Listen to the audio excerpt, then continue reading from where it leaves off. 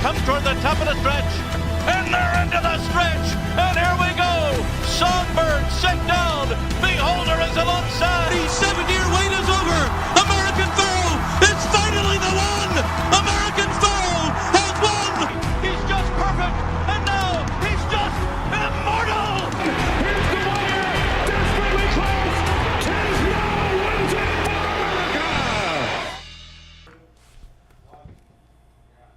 Hello and welcome to the Capital OTB Stakes Preview. We will be looking at the stakes action for Friday, May 17th, Black-Eyed Susan Day at Pimlico, and there's 7 stakes races, but we'll be looking at 5 as we always do. Sully Crotty, Mike Callahan, how you doing, Mike? What's going on, Sully? We took the last week off with some limited stakes action, but yeah, 2 weeks ago we went full bore when we had 2 stakes editions anyway for the Kentucky Oaks, the Kentucky Derby. Gave away some good information, and yeah, now we're on to another big week. It just seems like each week now, kind of progressing into Saratoga, it just seems to be a big week each and every time. So yeah, it definitely is, and as you said, we had 2 for the Kentucky Derby. We're going to have 2 for the Preakness. The first one is this one for the Black-Eyed Susan, and then we'll have another one for the Preakness and the Preakness undercard. So, and as you said, the stakes, just after the Derby, you know, it doesn't really slow down. These cards are fantastic every weekend, and as you said, leading up to Saratoga. So definitely looking forward to and that. knock on wood, right now at this point, because again we're taping on a Wednesday, but it looks good for Friday and Saturday. Friday I saw possibly a 30% chance of rain. So when we're talking about this card, we sort of factored in, but we kind of expect the track to be, hopefully anyway, dry. And then on Saturday it looks like there's 10% chance. So the way it's been raining up here and everywhere it seems, it'd be nice to have a dry track for once. Yeah, especially on the big days, because, you know, as you said, the Derby was not great at all. The Pegasus was raining, Whitney Day was raining, and last year the Derby was raining as well. Preakness last year was raining, so all these big cards the weather seems to be not on our side. So hopefully this weekend. Well, even when you kind of recap, you know, I know you've been on with Seth to kind of recap what your thoughts were on the Derby, but regardless of what your thought. Maximum Security should have come down, or, you know, obviously it's going to be one of the most highly scrutinized derbies that we know in our lifetime, but the weather obviously played a factor. Yeah. You know, the slop and there were some puddles on the track, and you saw it when you saw the replay angles and whatnot, so it will be nice to have a dry track to know that the track surface is not going to be a factor in the race, and it will be nice, again, hopefully knocking on wood, we'll see that on Saturday. So. Yeah, and, you know, as you said, that we could talk about the Derby for a long time, and, you know, not having a Derby runner in the Preakness is you know, it's the first time since 1996. It's a little interesting. It makes the race that much more interesting and a better betting race. So that's what we want as handicappers, and we want a great betting race, and that's what we're going to get on Saturday. Yeah, there's no doubt. You know, a little bit. You know, last year the storyline at Justify, and Bob Baffert obviously knew he had a horse that was potential Triple Crown winner. Obviously, when it was all said, when it was all said and done, he did have one. But there was a lot of storylines going into this. There's different type of storylines going into this Preakness, but there are some horses that sat on the sideline for the Derby that are very good that are going in the Preakness. So those are the horses that I'm going to have an eye on, at least in my selections anyway.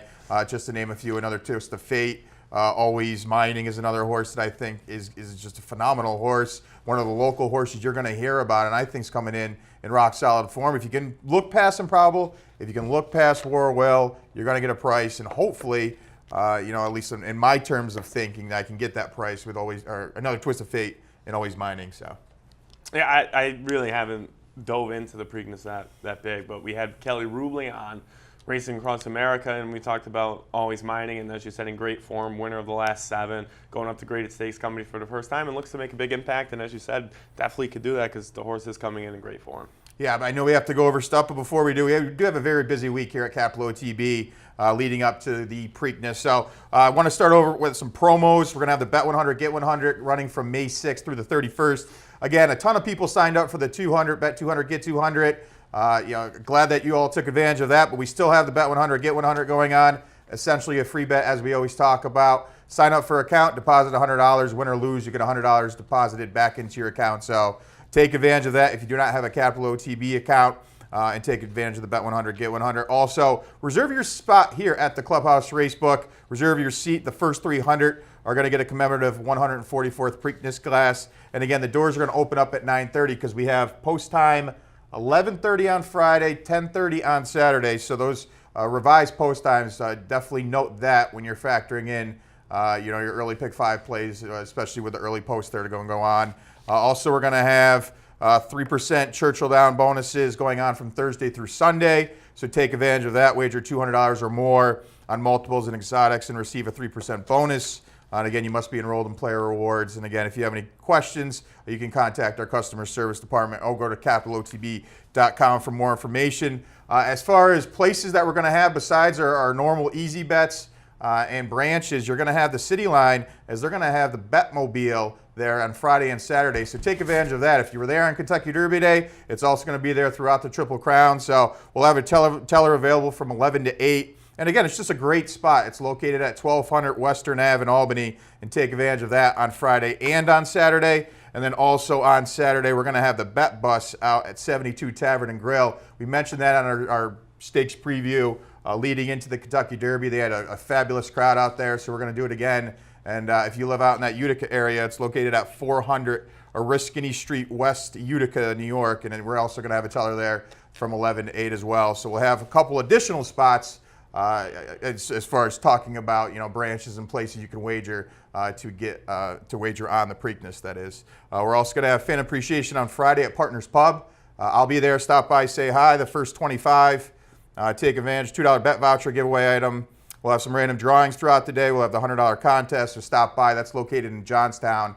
Great easy bet location that we have. So stop by on Friday, and then also. We're going to have a $100 win-a-bet contest on Sunday. Take advantage of that with 6 races at Belmont. Again, I'll be here as well to run that contest down here at the Clubhouse Racebook, 711 Central Ave. Stop by and do that. And then last but not least, on Saturday, going back to Saturday, Seth has this $1,000 bankroll here at the Clubhouse. And not only we're going to have that bankroll, we're going to have it inside the Clubhouse Racebook. So another additional reason to come down and spend Preakness Day here at the Clubhouse Racebook. As Seth will be wagering that $1,000 inside the clubhouse. And again, the bankroll team is going to be selected prior to that, but even if you didn't make the bankroll team, you can still hear his selections, his analysis, and take advantage of that. So there's a lot to look forward to this weekend here at Capital OTB, but I know we got to start the show, so we can go ahead and do it. And as we said earlier, there's 7 stakes races. So we'll look at 5. We're going to look at 7 through the Black Eyed Susan, which is the $300,000 guaranteed late pick 5.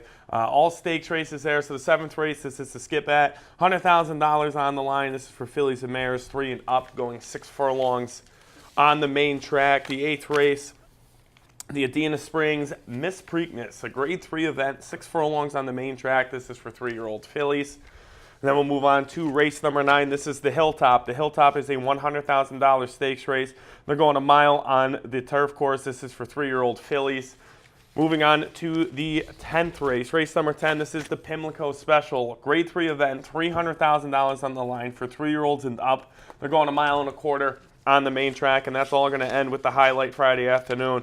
Race 11 at Pimlico, a post time of 4:48. This is the Black Eyed Susan. Grade 3 event. This is for 3-year-old fillies going a mile and an eighth on the main track. Yeah, well, let's walk you through that pick 5 sequence as we start out in race number 7 to kick off that $300,000 guaranteed late pick 5. As Sully already alluded to, it's the skip at 6 furlongs, a field of 10, which you're going to see here in a second. And all eyes is really going to be on Chalone, the 6-5 morning line favorite going out for Arno Delacour. Javier Castellano is going to be aboard. We're going to see the replay of the last in the Breeders' Cup Filly and Mares Sprint, where she ended up finishing second, beaten ahead to the upset winner that day in Shamrock Rose. Now, Shamrock Rose has come back to run a couple times and run quite well against the late and a couple other really good horses in that division. Now, Chalone's going to be the 6 here. It is actually going to take the lead here at this point and looks to be clear with no one running on. And this is a race that's at 7 furlongs. The race that she's going to run in her comeback is going to be at 6. I like Chalone at 6 furlongs. You're going to see she idles here a little bit. She looks to be home, and then these other horses on the outside are able to just grind her down, and Shamrock Rose is able to upset the field at 25-1, I believe, that day. And I just thought it was a very good effort. You take a look at the past performances. Chalone's just been rock solid. First and second in the last 7. So she's always there. Buyers, comparative to the field, are leaps and bounds better. The only question mark is the layoff. She hasn't been seen since that race on November 3rd on Breeders' Cup weekend Is she going to need a race coming off the layoff? If not, she's probably going to be around 4 to 5. And a potential single for some people, if you think the field is softened here and you want to take the angle of we'll single on the front end and sort of spread out in the others, she looks to have a big shot. What were your thoughts? Yeah, I'm not trying to beat her in here, but I agree. You definitely could go deeper later on in this sequence. And you don't want to single, some people do, but it's tough. It's a tough thing to do to single early on in that pick 5, but she's as close as a single as you're going to get in this sequence. And she did look to be home in that Breeders' Cup, and as you said, that layoff is the one question mark, but Delacour is 30% off that layoff. I'm going to go with her on top, but there is a lot of speed in the sprint races. There should be. But she's 6 for 6 at the distance. And I thought leading into the Breeders' Cup, where she also lost by a head in a Grade 2 event at Keeneland, that was a really nice field of 10. Coming out of the field was Vertical. Oku won the next time out, and Golden Mission was able to beat the horse that day by a head at Keeneland. So I'm going to go with her on top. The 6 I have underneath. That is Anna's Bandit. This is a horse that I think could get the ideal trip in here, and she's a horse that doesn't necessarily need the lead. Now, she did go wire to wire a couple starts back at the optional claiming level, but she's done all right from off the pace. In December at Laurel in a State Bred Stakes race, she was 7th by 5 lengths and finished 3rd by a length that day. And I think with the amount of speed in here, someone from off the pace is going to make a run. And Anna's Bandit at 6 to 1, I'm going to use in the second spot. I thought her start 2 back in a State Bred Stakes race at Laurel going 7. She ran an 82 buyer that day, won by a head, and she was 9 lengths off the lead that day. So she should be sitting right off the pace there. She's 3 for 3 in 2019. She's 4 for 6 at the distance, and she does have experience over the Pimlico surface, which can be tricky to some horses first time out. And then the 7 is Maybe Wicked, another speed horse here for Brad Cox, a horse that looked great the last 2 starts, one at the Fairgrounds in the slop, one on a fast track at Churchill Downs. She's also 5 for 5 at the distance with 3 wins. All 3 career wins have been at this distance, and she's raced against some really nice horses at Keeneland and at Churchill Downs, including she did lose to Honor Way and an optional claimer who's a big and she actually went off the favorite against Honor Way that day at Keeneland. So I think Maybe Wicked's a nice price. She's going to be towards the front end. Florent Giroux and Brad Cox, fantastic together, 30% for those two when they team up. Brad Cox stakes races 22%. But again, I think it's going to be tough to beat the Arnold Delacour runner. For me, I went 3, 6, 7, and 9. I went 3, 6, 9, and 1, and I only want to go too deep when I'm talking my pick 5 playing here. Shalone, most likely winner, and the only question mark, like I said before, is going to be the layoff. Other than that, she runs a rock-solid race each and every time. She does have 2 wins in the last 5 starts, beating ahead in the last 2, and again, if she's ready to roll, I think she's going to be really tough to beat underneath Anna's Bandit. For the same reasons you talked about, she's another one that's just been rolling, 10 for 24 lifetime, and she's looking for 4 in a row. Now, the only question mark for her is she's been running against State Bred Company. Now, she's facing Opening Company for the first time. She's cutting back to 6 furlongs. She's a horse that showed some versatility. She won on the lead 3 starts back and came from off it the last 2. So I think in a race that looks to have an interesting type of speed dynamic, I think Anna's Bandit can either be on or just off the pace, and I think she's the other one you want to use in this angle at 6 to 1. Then the 9 in the third spot, this Estilo Femenino. See that 5 times fast. Going out for Steve Asmussen and Ricardo Santana Jr. Winner last time out. You have to respect the connections. Now, they are taking a shot, jumping up into Stakes Company, and this horse has faced Stakes Company prior in 2018 and did okay. A couple seconds, but they were distant seconds to runaway winners. Now stepping back up into Stakes Company. I think this horse has a shot. Just for me, when you're trying to put together the ticket, there are a couple horses that obviously you have to use, or at least use, and then just on the outside of your mix. This is one that I would like to put in my mix, but when I'm taking a look at what's going to cost for ticket-wise, I left them just on the outside, so we'll see what happens in here. So in Pimlico Race 7, to start off that pick 5, I had it 3, 6, 9, 1. Your thoughts one more time? 3, 6, 7, and 9. All right, we will take a look at race number 8, the second part of that late pick 5. A field in here of 12, with also eligible being the 13 best kept secret. We'll see if that horse ends up drawing in, but this is a pretty wide open race. You're going to see the morning line favorite in here of the number 2, Kofefe. At 7-2 on the morning line, a winner of 2 of 3 lifetime starts, including last time out and a 1 other than optional claimer. The lone loss was in a Grade 1 race, the Frazette against Jaywalk. Showed some speed that day, ended up fading to 4th, beating 9 lengths. Didn't think it was a bad effort, but off the layoff last time out, Keeneland was able to get the job done, going 6.5. Now we're shorting up to 6. I respect the horse. I respect the connections. I just thought this was a beatable horse in this type of spot based on the way this horse drew, obviously the 2 posts and the speed being on the outside. I think it may force Covfefe's hand. I think there's other horses you may want to look to, and we're going to take a look at a replay of Fighting Mad, who I like, the number 11 horse. I have an 11, 10, 2, and 5. And Fighting Mad last time, you're going to see the replay, is a horse that is the number 1 just in the outside. What you didn't see was that Fighting Mad broke slow, made a huge middle move to get to that just outside second spot, and just was able to collar the leader here and really ran a gutsy race. To me, you have to watch the full race to get the real impact of how huge this horse ran, because really did break bad, was actually dead last in this field, and made that huge move around the far turn. It still was able to sustain it and get the job done at Churchill. Goes out for Bob Baffert. Florent Geroux is going to be aboard. 4-1, draws a nice outside post. And for me, the biggest factor is this horse can stalk the pace. There's a lot of speed from the 6. Covfefe, the 2, who we already mentioned. Miss Imperial wants to show some speed. I think there's a bunch of others in here. Sue's Fortune's been one that's like to show a quick, honest pace early. I think when all's said and done, I think a lot of the leaders are going to be coming back to the field, and I like Fighting Mad in this situation. It's stepping up into stakes company for the first time, but I think at 4-1 offers some good value. Now, it's Bob Baffert. It's one of those situations you're probably going to get 5-2 instead of 4-1, but I do like this horse anyway as my top choice. Bye Bye Jay is a horse that won last time out at Oaklawn Park in a state-bred stakes company type race. It's 3-4 at the distance. 12-1 I think offers great value. Going out for Ron Moquette and Ricardo Santana Jr. I want to use this horse in my ticket as well. And then Covfefe in the 3rd spot. I thought this race was wide open. You probably want to use 4 to 5 horses. I slightly led towards Fighting Mad, but I also do like Bye Bye Jay at 12-1. What are your thoughts? Yeah, this is, as you said, a wide open race, and I'm not using the morning line favorite in my top 4. And as we said, I think you could go short in race 7, and this is a race I think you need to go deep. And I went 4, 11, 7, and 12. I went with Please Flatter Me on top. The Pennsylvania bred might be up against it here, but I just think that this horse is going to work out the ideal trip. Mark Reed trains. Jose Ortiz will be in the irons. This is a horse that raced against some nice horses in Aqueduct last time out in a $200,000 stakes race going a mile. Now, this horse is going to cut back to sprinting. A winner in a stakes race sprinting, 2-back and 3-back at Penn National and Laurel. But this is a horse that beat a nice horse in Ujayi, who went on to race Miss Imperial and beat Miss Imperial in the Ruthless at Aqueduct. But this is a horse that I think is going to get an ideal trip, does not need the lead. If Jose tries to get to the lead, this horse may be in trouble. Now, this horse has been on the lead every single start and has ran really well.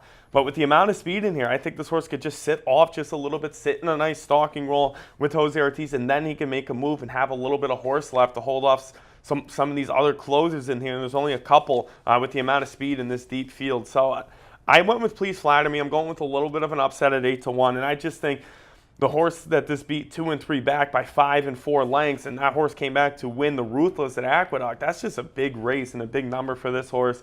So I'm going to go with Please Flatter Me on top. The number 11 is Fighting Mad, your top choice. I definitely think this horse is going to take some money and potentially could go off, as you said, 3-1, 5-2. Just for the connections, Bob Baffert, Gary and Mary West, and Florent Geroux. And as you said, you pulled the replay at Churchill Downs. That was a very impressive win against a field of 6 with some nice horses in there. So this is a horse that I think doesn't need the lead, as you said, but obviously can get to the lead and run a big number as well. The number 7, Miss Imperial, the Jason Service runner at 8-1, I think is going to take some money. And as I said, 2-back, lost the Ruthless to Ujayi, who Please Flatter Me beat twice by 5 and 4 lengths. And that was in the Ruthless. I didn't think it was a bad effort. The next time out, ran in a stakes race going 6 again and lost to Workaholic. And Miss Imperial went off as the favorite that day for Jason Service. So I'm going to use Miss Imperial at a nice price at 8-1 in the 3rd spot. And then the 4th spot, I was shuffling between 3 horses. The 5, I think Congrats Gal, who you have, potentially could run a big race based off the last 2 starts were very impressive at Laurel. The 10, who you have in your mix, Bye Bye Jay, I had just outside, but I went with the 12, Midnight Fantasy, a horse that's ran well. Broke the maiden by 10 and has run in 6 consecutive stakes races at Mahoning Valley, Delta Downs, and Fairgrounds. I thought the Fairgrounds race was a really nice effort, even though this horse didn't get the job done. But then went to Mahoning Valley, got it done against a little bit weaker, but raced against some nice horses in the Louisiana Fraternity Stakes race in the slop. And I like the connections of Joe Sharp and Carl R. Morris. So putting the blinkers on, I think, will help. 12-1, the outside post. The horse needs to overcome a little bit. But again, I think raced against a little bit better at the Fairgrounds than the rest of this field. So 12-1 is a nice price for the outside runner. But as you said, a wide open race here. I'm at 4, 11, 7, and 12. I went 11, 10, 2, and 5. So I think we only agreed on, and at least in my top 4, you had the 10 in your mix. So that's how wide open of a race this actually is. So this is probably, and you probably agree with this, probably the race that you have to spread the most in your pick 5 play, because it is a little confusing, especially with the speed dynamics. So we'll see how it plays out. But again, I have 11, 10, 2, and 5 one more time. 4, 11, 7, and 12. All right, we will take a look at the middle leg of that late pick 5, the Hilltop race number 9 at Pimlico. You're going to see a field in here of 14 in a second. And the morning line favorite at 7-2 is going to be Nova Soul. Now, Nova Soul goes out for Chad Brown, is one of those European imports that's going to make the North American debut for the first time, finished 3rd last time in a Group 3 event at Deauville in France. And for me, I like this horse on top. I wasn't thrilled with the price. I actually liked this horse before the morning line odds came out. I was hoping to see 6-1, 8-1. But I do like this angle, and this horse has been working out tremendously with some horses like Dog Tag, who's in this race, a couple other in the Chad Brown barn that are very good. I think this horse has that European explosion. I use the 2 on top. Again, one of those races where you probably want to go 4 deep if you can, bankroll-wise. What were your thoughts going into this? And I know you have a replay you want to talk about. Yeah, I'm taking another shot in here. I'm going to use the 2 in my mix. As you said, I actually like Dog Tag a little bit better, but I like the 11, Her Royal Highness, on top at 15-1. Manny Franco going on for Grand Motion. Now, remember last year, Grand Motion had an unreal Preakness day and probably a better Black-Eyed Susan day. Seemed he won every stakes race, so he's dangerous on this weekend. And he has been the last couple of years. I'm going to pull up the Florida Oaks, where this horse finished 7th by 2 lengths in the stretch run. It's going to be the number 8 horse, is Her Royal Highness at Tampa Bay Downs. Now, she's on the outside. She's got the blue cap on, and she's going to make up some ground. But she's having a little trouble running straight there, and the horse that I liked in this race was Blowout. And Blowout came 2nd and lost to Concrete Rose. And we all know how Concrete Rose did the next time out. But I didn't think she ran bad. She kind of went and she kind of got her step late in that race, going a mile and a 16th. I like the cutback to a mile for Her Royal Highness. I like Manny Franco in the irons again, where she ran well enough the next time out from that Florida Oaks.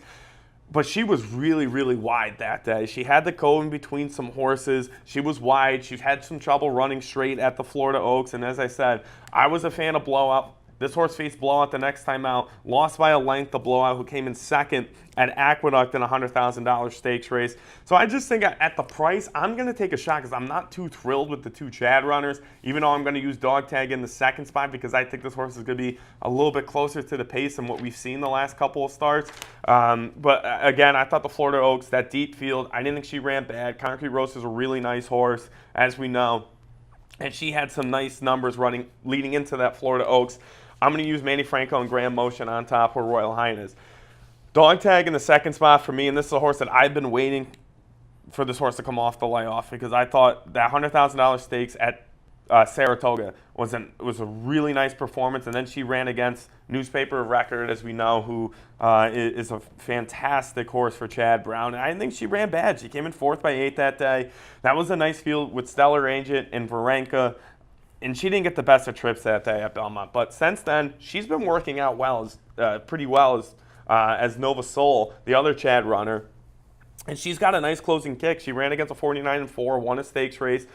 You know, not holding against her to losing the Newspaper of Record. But the 9-2 price is pretty attractive with Javier Castellano in the irons for Chad Brown. And then in the third spot, I went with the 13, Be Nimble. This is a Mike Maker runner who looked great last time at Keeneland, a deep field of 8. And this is a horse that came in 4th by 3/4 of a length. She was a little bit forwardly placed that day. I thought she got the trip from 2 back at the fairgrounds from way off the pace, from six lengths off the lead. She would have had a better chance of winning. And today from the outside stall, there's no rush trying to get to the lead there. And she does have a nice closing kick. She's going to be in a great stalking role. But then again, with the amount of speed on this turf route, I went with Her Royal Highness. She's got a nice closing kick. I'm just going to take a shot to try to beat Chad. I went 11, 5, 13, and 2. I went 2, 11, 5, and 6, and I'm right with you with the 11. That was going to be my value play in here as well. For every reason you talked about, I thought that Florida Oaks was very good, especially since that was her turf debut. Yeah. You know, she had run all of her races on the dirt. They took a shot in the Florida Oaks. She ran well against Concrete Rose. You already talked about it. You know, Concrete Rose went on to beat newspaper record, so it came back with a solid 5th place performance, only beating 4 lengths the next time out at Aqueduct. Now again, those were weird fractions that day. You know, it really wasn't in the favor of Her Royal Highness. So I think if you get 11-1, you know, it may be worth a win bet on her. If you can get those double-digit numbers. I mean, she's a must-use in the pick 5 sequence, but she's also one you may want to put some money on just in this race specifically. The 2 Nova Soul, I already touched upon. That 3rd place performance last time out was very good. Now, the fact that this horse is a German bred going into the Chad Brown barn makes me even more curious. So normally now, you know, they go out, you know, it's Michael Dubb. They specifically target these European horses. You see it every year. You know, Antono and a bunch of other horses in Chad Brown's barn that come from Europe. They come over here first time out, and they just roll to a win. I think Nova Soul has that European kick. Watch the board with this horse. If the board shows you 5-1 and a little bit dead on the board, then probably Nova Soul is going to need a race or 2. But if she's going off at 8-5, 9-5, 2-1, somewhere around there, she may be ready to roll. So I'll just say that. She is my top choice, but just watch the board with her. The 11 already touched upon, and the 5 in the 3rd spot, Dog Tag. Now, there's really just respectable races each and every time. You already touched upon the 4th place finish, the newspaper record. Obviously, one that's a contender in here has been working out with Nova Soul as well. So we'll see what happens in this race. I had the 6 in the 4th spot, one you may want to use, and I know you had some other horses in here as well. So this is a race probably 4 or 5 deep if you can. If you have to trim it down to 4 just based on your bankroll, seems to be logical in this type of spot. So we'll see what happens in this race, the middle leg. I have it 2, 11, 5, and 6. Your thoughts one more time? 11, 5, 13, and 2. All right, when we come back, we're going to take a break in a second. Come back, we'll talk about the Pimlico Special and the Black Eyed Susan. Stay tuned. Here's a special offer for all new Capital Bets account holders. Open a new Capital Bets account at CapitalOTB.com, bet $100, and get $100 cash back. So whether you're a seasoned horse player or only wager once a year, don't miss out on this incredible offer. Go to CapitalOTB.com. And be sure to download our new mobile app from the iTunes Store or Google Play. Bet $100 and get $100 cash back. Welcome back to the Capital OTB Stakes preview for the Black Eyed Susan card. We're going over the late pick 5 right now. We are through 3 of the 5. We're up to the 4th leg, which is the Pimlico Special, grade 3 event. Going to go 1.25 miles. Used to be running 1 mile and 3/16. They changed it up to 1.25 miles, and they got a really good field in here. There are a bunch of horses that are coming out of that Charlestown Classic race. For me, I like an upset in here, and you're going to see the field in here of 14. I like an upset shot in here. What were your thoughts? You know, we're going to get to a replay of the horse that I like and you like. And I guess might as well just show Carlino right now, who's going to be my upset pick. I have it 4, 13, 1, and 8. And Carlino's coming off of a long layoff. Hasn't been seen since this Jockey Gold Cup. And people are going to remember this race. Diversify, Mendelssohn, they went really quick early. 109 for this type of distance of 1.25 miles. You had to figure everybody was going to be coming back to the field, and they did. Now on this day, Discreet Lover ended up winning and upsetting the field at 45-1. Thunder Snow is going to run a rock-solid second, and since then came back to win the Dubai World Cup again. So he's a back-to-back Dubai World Cup champion. Carlino's going to be the one on the rail, sort of coming up right now, 6th currently, but is actually going to get to the 6th, who's Diversify, and get 4th money in this race. I thought it was an encouraging effort. I think this horse shows you that he can get the 1.25 mile distance. Has won before. He won 1.1 miles up at Saratoga. Finished 5th in the Brooklyn last year at Belmont, going 1.5 miles. And I just don't like any of the other horses coming out of the Charlestown Classic. Rally Cry, I respect for Todd Pletcher and Johnny V. I think is a very good horse in his own regard. I just not sure if he's in the type of form that he needs to. Second off the layoff, he may improve. War Story is a horse I have underneath in the third spot. But for me, anybody coming out of the Charlestown Classic, I really just couldn't pull the trigger on. Tenfold I was slightly interested on. But in a race where you just don't care for the favorites, obviously you got to go for a long shot here. And I think Carlino, if he's ready off of this type of layoff, he's got a huge shot. And the buyers kind of show you that. So I had it 4, 13, 1, and 8. What were your thoughts in this race? I know you have a replay to show. I went 13, 5, 8, and 11. And I'm going with the 13. You're to blame. I want to pull up the far turn stretch run of the Grade 3 event on Cotillion and PA Derby Day of You're to Blame. And that was an interesting race at Parks. A Grade 3 event, the horse ran a 98 buyer that day, and it is the number 3 horse here. Gets up to win by a neck, beats War Story. But then the next time out faced Rocketry. Rocketry is a horse that I think wants to go longer. So that's why the last time out at Belmont, I'm not upset with that third place effort. I just think wants to go longer. So You're to Blame. This is just a really nice race and a nice effort. They're going 1.5 miles. The 1.25 miles, I don't think is going to be an issue for this horse. I think this is another horse that, obviously wants to go a little bit longer than that 1.5 miles, or excuse me, 1.25 miles. But here's a horse that they're going to go slow in this race. They're going to run a 51 going 1.5 miles, which is not that slow for that distance. It's slow. But just this horse gets everything that it wants in this race with Paco Lopez, gets it done, runs a 98 buyer, then comes back and runs another 98 buyer against Rocketry. And as I said, Rocketry won at Churchill Downs on Breeders' Cup weekend, came back 2 weeks ago, and lost at Belmont.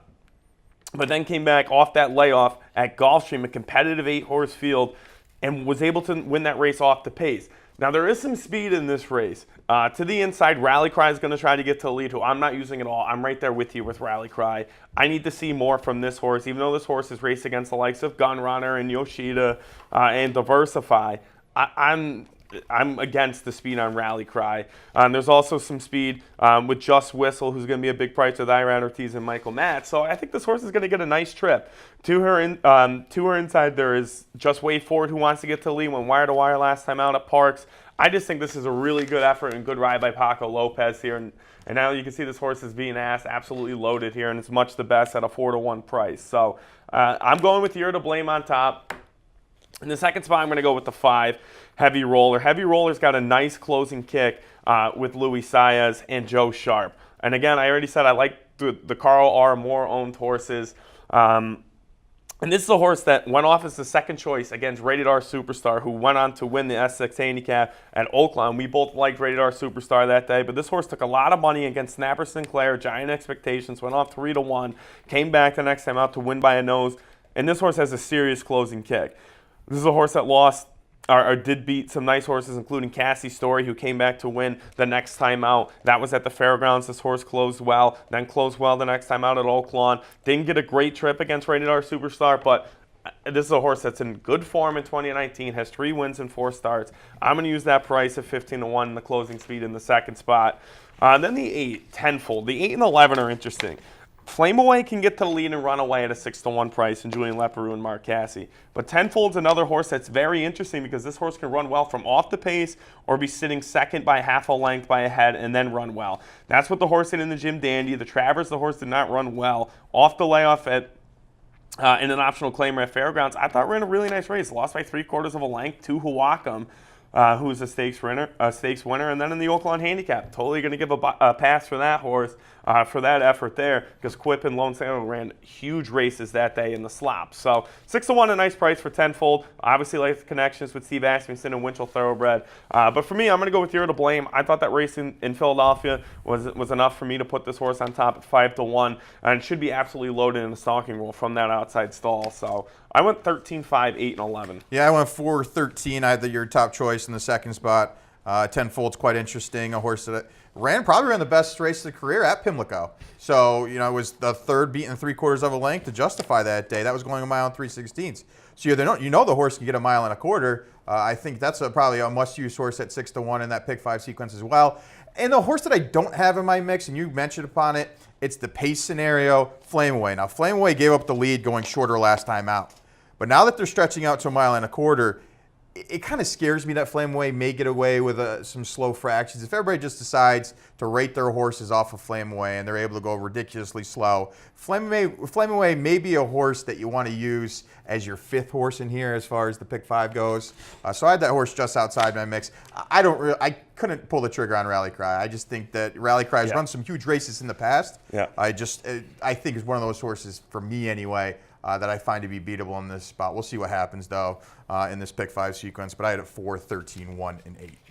All right, we'll take a look at that final piece to the pick 5 in the Black-Eyed Susan Grade 2 event. You're going to see a field in here of 9. A lot of different ways you can go. You're going to see the 5-2 favorite, a Point of Honor. Going out for George Weaver. Javier Castellano finished 4th last time in the Gulfstream Parks Oaks. And I want to bring up that replay because there's a lot of... you're going to see the full replay on this race. It's going to be the 3 horse in here, and this was not the best of trips. Now, you're not going to see anything on paper that shows you that this horse was bottled up or checked repeatedly or anything like that, but in a field with 6 horses, and you're going to see Cookie Dough go for the lead, who's going to be in this race that we're going to touch upon here in a second. At this point, you can't tell me that this is an ideal spot to be in a 6-horse field where you're just sort of kind of not being able to get into a rhythm. You're in between horses, and while you're kind of throwing your head up a little bit, it's just, to me, just wasn't the best of trips. It's going to end up going to the back of the field in this type of spot. They're not going quick up front. The pace is being set moderately by Cookie Dough. You're going to see Champagne Anyone, the eventual winner, the 5, Dunbar Roads on the outside. That horse was the bus horse. That was the AE going into the Kentucky Oaks.